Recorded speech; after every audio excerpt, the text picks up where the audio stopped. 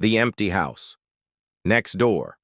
When Mia moved into her cozy suburban home on Willow Lane, the first thing she noticed was the house next door. It stood out, not because it was particularly grand or unusual, but because it felt wrong. The windows were boarded up with weathered planks, and ivy had claimed most of the facade, creeping over the roof like skeletal fingers. A rusted "No Trespassing" sign hung crookedly from the gate, its paint peeling away in flakes. Despite its decrepit appearance, the structure seemed unnervingly intact, as if time itself had forgotten to let it crumble. Curiosity gnawed at Mia almost immediately. She asked around about the house during her welcome to the neighborhood chats, but no one wanted to talk about it.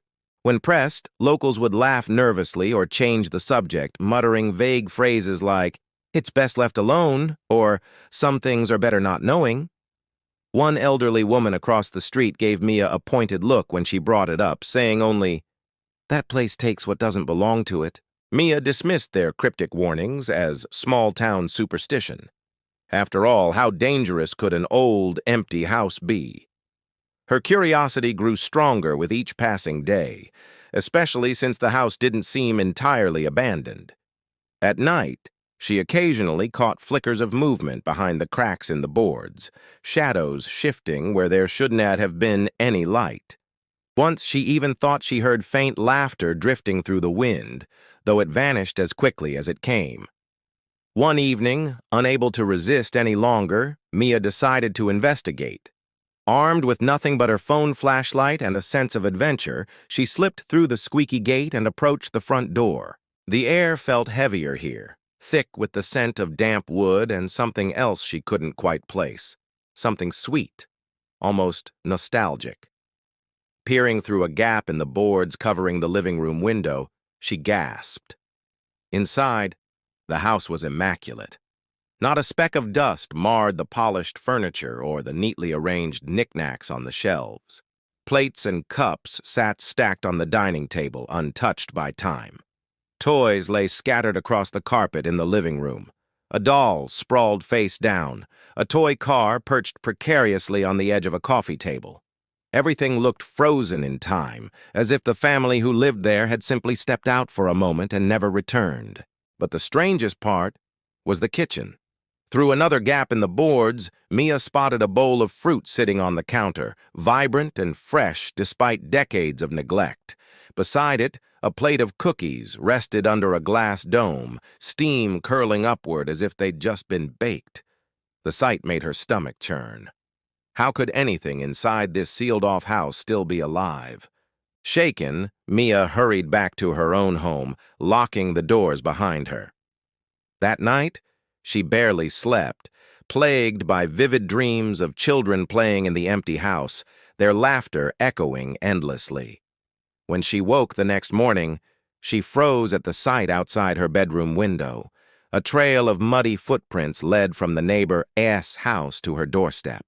They stopped abruptly at her front door, as if whoever, or whatever, had made them had vanished into thin air. At first, Mia convinced herself it was a prank.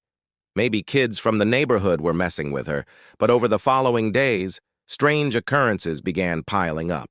Lights flickered erratically in the supposedly abandoned house next door, casting eerie shadows against the curtains. Neighbors whispered among themselves, claiming they'd seen silhouettes moving inside, pacing back and forth or standing motionless at the windows. And then came the smell. The unmistakable aroma of freshly baked cookies wafting through the air every evening, drawing curious noses toward the forbidden property. Mia tried to ignore it, telling herself it was all in her head. But the pull became irresistible. Each night, she found herself drawn closer to the house, standing at her window and staring at the dark shape looming beside hers. One evening, unable to fight the compulsion any longer, she crossed the yard again.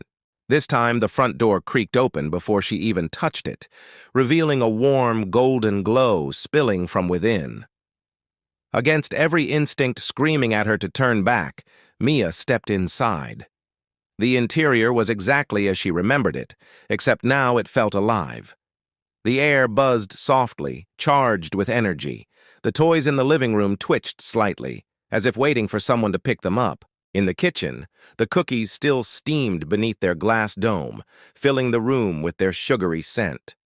As Mia reached out to touch the counter, a child's voice called from upstairs. "Mommy!" Her heart pounded as she turned toward the staircase. Another voice joined the first, giggling softly. Footsteps echoed above her, growing louder as they descended. Slowly, two figures emerged from the shadows. A boy and a girl, both impossibly pale, their eyes wide and hollow. They smiled at her, beckoning silently. Before Mia could react, the front door slammed shut behind her. The temperature plummeted, and the once warm glow dimmed into cold blue light. The children advanced, their movements jerky and unnatural. Panic surged through her as she realized the truth. The house hadn't taken the original family. It had lured them in, piece by piece, until there was nothing left to escape. Neighbors reported seeing lights on in Mia's house late that night, accompanied by the sound of cheerful laughter. By morning, both homes were silent. No trace of Mia or the children was ever found. Weeks later, new tenants moved into Mia's vacated house. They complained about strange noises coming from next door and the overwhelming smell of cookies baking. One afternoon, while unpacking boxes, they discovered a handwritten note tucked inside a drawer. "Don't go to the house. It will take you too." They laughed it off as a prank until they saw the footprints leading from the neighbor's porch to their own doorstep.